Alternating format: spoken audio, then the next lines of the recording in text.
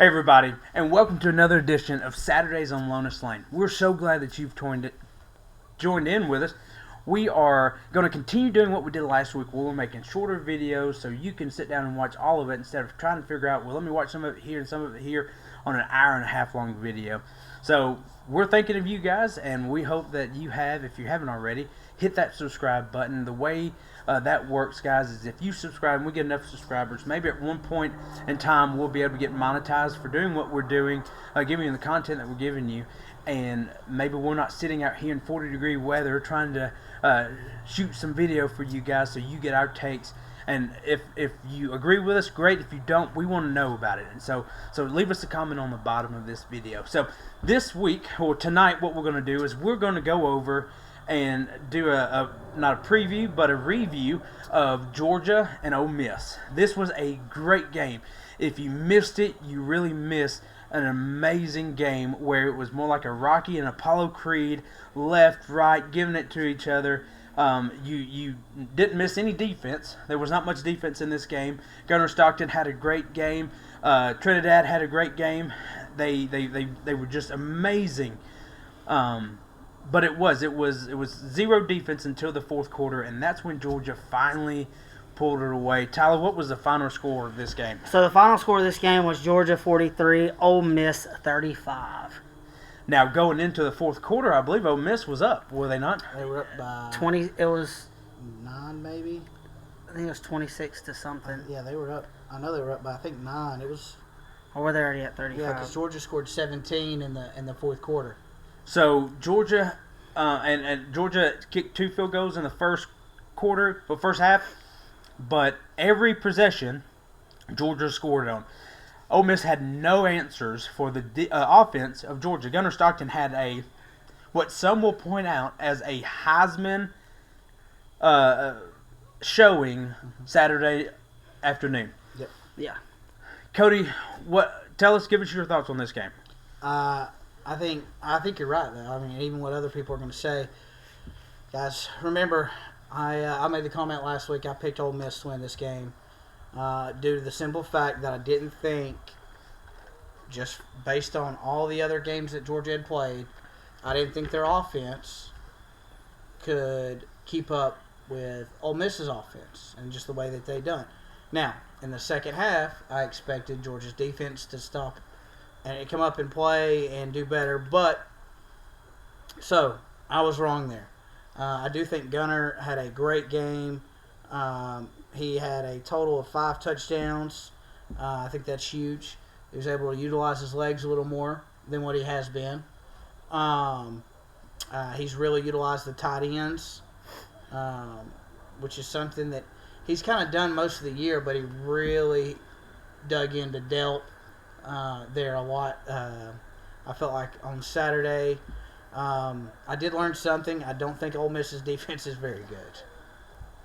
I thought they were playing pretty well, but they didn't look very good Saturday. Well, then, even after watching LSU in that LSU Vandy game, which we'll preview later on, I think it showed there that there wasn't much defense because LSU was kind of able to swap some punches with them, and so we know the offense is good, but the defense really does struggle, and that's kind of what you expect, right, Tyler? Yeah. When you have a coach who is so offensive-minded, defense lacks. And that's what I've talked to a few people this week. This past week was Ole Miss is, with Lane Kiffin, he's an offensive-minded coach. They always have lacked on the defensive side of ball.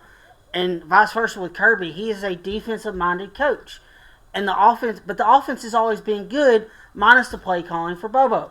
All the Georgia fans want Bobo out. I think he's done pretty well. He did well Saturday. I think he did really well Saturday Pulled on the out play all the callings. stops. So I don't have. I mean, yes, Alabama. It's Kirby's daddy. It don't matter who's coaching. And yes, it was a little mix up there against Alabama, but I think both sides of the ball for Georgia in the second half played better than the first half, and Ole Miss just couldn't keep up with them. The entire game. And like Cody said, or you said, Trinidad had a heck of a game, being his first really loud stadium he's had to go to on the road. And Give us his stat lines. Okay, so his stat lines was 19 for 36, 236 passing yards, 1 TD. He was the leading rusher for 9 carries and 42 yards with a long of 16. So he basically carried that team on his back, both sides of the ball. That kind of worries you, though. That completion percentage is very low. 19 for 36. But 19 for 36. He did start off really hot. Yeah. A lot of those were in the second half. And like we've said all along, Georgia is a really, really good second half team. They shut teams out in the second half. So when Ole Miss came out and scored in the second half, scored 14 points. That might be the most that anybody scored on a Georgia defense in the second half. Because Georgia gave up 0 points against Alabama 4 weeks ago. 5 weeks ago. And so, Tennessee I think scored some, but it wasn't a ton if I remember correctly. And that's kind of where I said if Ole Miss comes out and scores, has a 21-point advantage at halftime, that could be a long time. That would be a tough makeup. So I don't know. I was looking back at the stats and they had 1, 2, 3, 4, 5. That's 6 guys carry the ball, and they rushed for 221 yards. Georgia did, and they threw the ball for 289 yards. So they're pretty balanced. How many yards did Gunnar Stockton have? Passing? No, rushing. It's exactly. It'd be 289. He had 59 on 10 carries. Yeah. Now I guess some of those are still counted as sacks, but sacks do carry over to rushing. Yes, because he had 22. Was his longest was 22 yards. He had a touchdown. He had a rushing touchdown. So, but he had four passing touchdowns. I think it was a very well balanced attack for Bobo, and the defense played really well. Here's the thing, though. You had 0 sacks on the quarterback for Georgia. 0 sacks. And that's boy. Been it's because that boy he is very good. And I don't know if he has another year of eligibility, but if I'm Lane Kiffin, I'm telling him, hey, stay an extra year, please. I mean, don't get me wrong with Austin Simmons. He's a good quarterback, but you got to go with your hot hand, even though he lost this game, or they lost this game, not on Trinidad, not on just on him. Those last 3 series for Ole Miss, 3 and outs. The offense just went stalled, like in hiding. Yeah, and you have to give credit to Georgia. I think that's where it starts. Now, play calling, I don't know. They felt like they were in the right setup for everything, but I want to say it went like negative yards. It's hard to come out and pass first, be behind the sticks early, and then try to regain. Yeah, because in the fourth quarter alone, I'm going to look at this real quick. It was pass incomplete, pass incomplete, pass incomplete, punt. And then the next time they get the ball after Georgia scores, it's pass incomplete, pass incomplete, pass incomplete. So you're passing. That's where all those passes are. And they weren't even close. No, he was down like at the feet or something like that. Yeah, it so was... in the last series, pass incomplete, pass incomplete, pass incomplete. Ran for 12 yards on 4th down, got the first down. And then... so they did have positive yards. They did have positive yards. And then... Was there a penalty?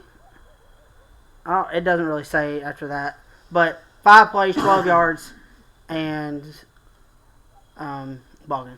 But Tyler, you brought up a great point. Georgia didn't have any sacks on the game, but this has been an issue all year long. They have not been able to get home on the quarterback in any game. If I'm not mistaken, they're one of the fewest in total sacks all year long. They may have 2 or 3 all year. Yeah, that's not many. So this is a struggle. This is something that is not typically what you see in a Georgia defense. You expect them to be physical up front able to dominate the line of scrimmage on both sides of the ball, because they also want to run the ball on the offensive side, which they did a great job Saturday with. But defensively, they just don't seem to have the guys, or maybe it's the play calling. Maybe it's more lax play calling.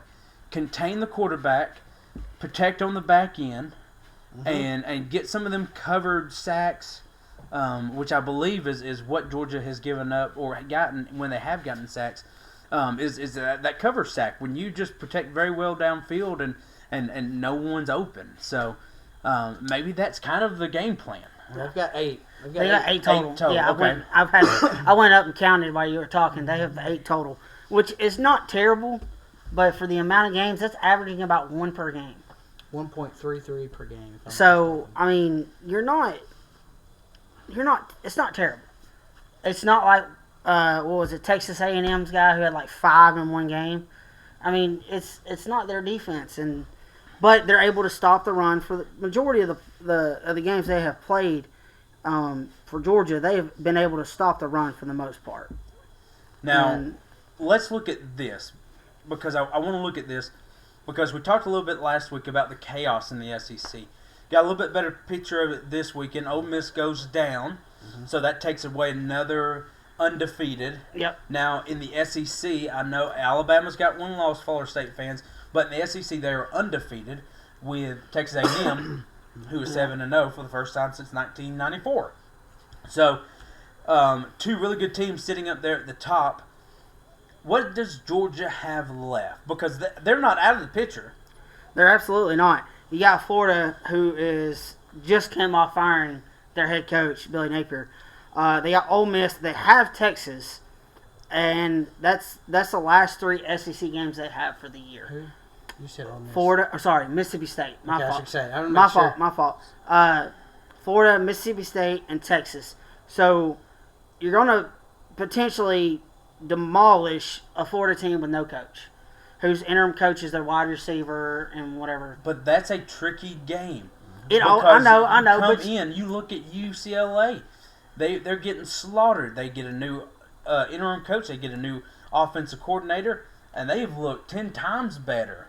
So the coaching may turn this thing around, or it may be lay down like a dead dog and the season's over and just let's wait for basketball. Let's build next year. Yeah, UAB fired their coach and Trent Dilfer and go and beat an undefeated Memphis team. Yeah. But there's a bye week. Georgia's on a bye week again, so they'll be. Okay. So is Florida. Yeah, so they're on a bye week. So is Florida. And then you got Mississippi State. Hated for the Cowbells. Should have got that victory this weekend, but hey, it is what it is. And then you got Texas, who really struggled. I'm talking about struggled this weekend. Went to Lexington and went to overtime with Kentucky. And Kentucky, if you look at the stat line, dominated. Archie Manning had like 115 yards passing. Yeah, it wasn't good. It was ugly. It was probably, I would say, worse than the Missouri-Auburn game, which we will probably talk later about. No team wanted to win. Everybody just wanted to go home. So, Ole Miss needs Georgia to lose again in the SEC. Do we see a game there, Cody, Tyler? Absolutely not. I don't see it. I don't see them losing to Florida. There's 2 tricky games, so there really is. I mean, yes, but I think there's Georgia, really a third one. Because you don't know what Texas is going to bring. Right. I mean, all 3 of them, honestly, could be an issue. I mean, there's not a game in the SEC, I think, that's an easy game anymore. Because they're all coming in to be spoilers. Yeah. Right. What do they got to lose? Nothing. What are you holding back? Nothing. There's nothing to hold back now. So, why hide anything? You're trying to spoil something because that you can. And so, I think Mississippi State, they're gonna go all out.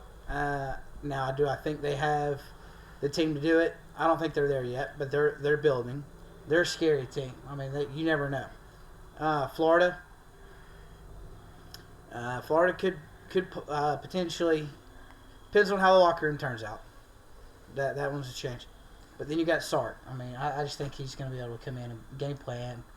I think that one, once we get closer to it, once we get closer to it, that one could be. Let's say That one Texas really plays could the be weekend before. Because Texas has to study Vandy the week before.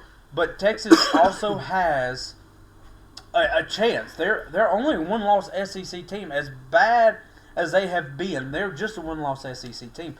So, but Georgia needs help, right? Georgia needs somebody to beat Texas A&M. Texas A&M, and I talked about it. They're really the only one, and of course anybody could be beaten on any given Sunday. But just looking at it on paper, any given Saturday, looking at it on paper, the only team out there that they still have is Missouri. So Georgia is going to be a real big Missouri fan here in a couple of weeks when Texas A&M has to go there. Or I'm not sure if Texas A&M goes there or Missouri goes to Texas A&M. Texas A&M comes to Missouri. But Texas A&M didn't look good. They barely. Well, once again, you look at a coach who's come in that's a lay coach and is really just dominating. And he hadn't won a game yet. But who has he played? He's played Tennessee in Knoxville. He's played Texas A&M. Two tough teams, and he's only lost by 3 in both games. So, Arkansas has a good game this weekend. They play Auburn. Both are struggling. Both are trying to find a win. And I'll go ahead and say it, Hugh Freeze, if you don't beat Arkansas this weekend, I think you're the next coach that will leave a vacancy at your school. Yeah. It's hard for me to say that. I'm a huge Freeze fan. I enjoyed him at Ole Miss. Very proud of what he did at Liberty. But he just hasn't been able to turn the program around. But at this point, you look at all the coaches that Auburn's went through. Yeah. I feel like there's something else there. And we'll dig into that if Hugh Freeze does get fired and what really happened.